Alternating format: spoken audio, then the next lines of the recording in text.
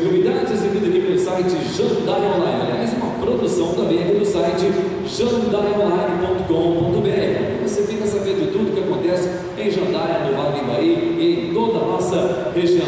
E hoje nós temos uma atração especial para você. Hoje você que gosta da tradição gaúcha aí, a verdadeira música gaúcha, ele está no nosso programa, já teve no programa de televisão, né? E hoje aqui no Jandaia Online, pela primeira vez, se apresentando aqui no auditório principal de Jandaia, a grande satisfação, acompanhado do Tião Caeteiro, que é aqui de Jandaia, com vocês, direto de Marialva, Gaúcho Fidêncio.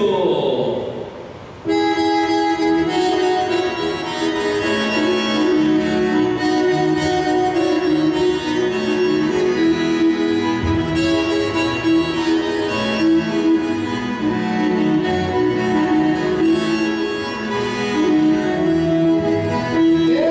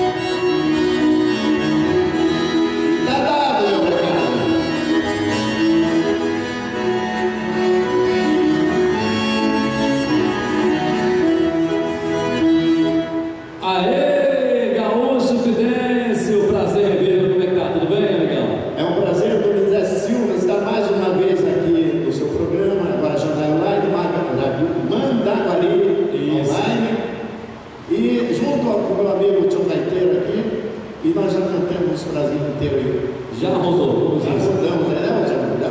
Aí, Tião, velho, o Tião só faz a gaita chorar. Aí, o Tião é o pai do Cifrão, é meu amigo Cifrão, o Edmilson Peixoto, manda um abraço pra ele aí.